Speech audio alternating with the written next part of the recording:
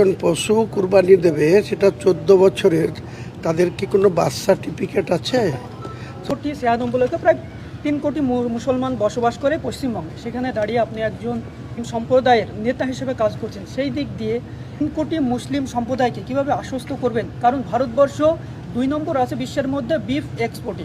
পাশাপাশি যে beef company থেকে চাঁদা দেওয়া হচ্ছে সেটাও কিন্তু ভারতীয় জনতা পার্টিকে সবথেকে বেশি চাঁদা দিচ্ছে। তারপরেও যে পশ্চিমবঙ্গে গরু হত্যা নিয়ে যে কঠোর পদক্ষেপ নিয়েছে, তাতে কি মুসলিম সম্প্রদায়ের মানুষ যারা কুরবানি দেয়, যারা উৎসর্গ করে নিজের দেখুন, যে জিও বেরিয়েছে বা যে বলি উল্লেখ করে, যেটা গোহত্যা সম্বন্ধে যে জিও বেরিয়েছে বা যে অর্ডার বেরিয়েছে, সেটা কোনো মতেই মুসলমান সম্প্রদায়ের এই যে কুরবানি বা যেটা ঈদুল আজহা, এটার সঙ্গে এক করলে চলবে না।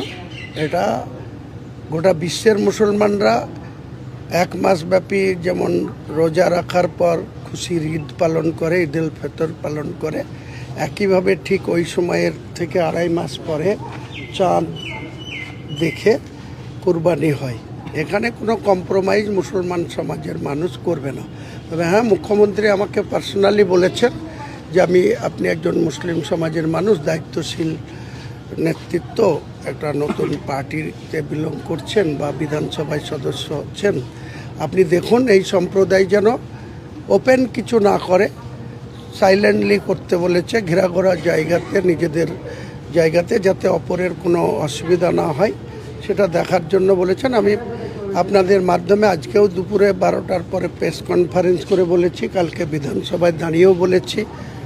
তো আমরা বলবো মুসলমান সমাজের এই পবিত্র কুরবানি নিয়ে কোনো এত যে বিভিন্ন রকম ধরনের প্রচার আসছে, ভয় দেখানো হচ্ছে, ভীতি দেখানো হচ্ছে, এতে একশনের কতিপয় স্বার্থন্বেষী মানুষ এটাকে বেশি বেশি করে মুসলিম সমাজের এই ঈদুজ্জোহাকে নিয়ে কথা বলছে।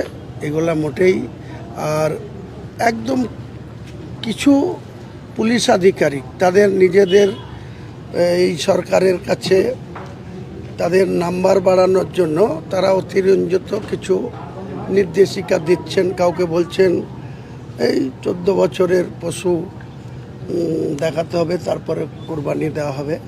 আমি সেই সব পুলিশ আধিকারিককেও বলবো, আর রাজ্যের মুখ্যমন্ত্রীকেও বলেছি যে একজন পশু কুরবানি দেবে সেটা 14 বছরের, তাদের কি কোনো বার্থ সার্টিফিকেট আছে? তো কি করে তার বছর নির্ধারণ করবে? স্যার, হিন্দু সম্প্রদায় কোথায় গো, আমার তার কোনো আমাদের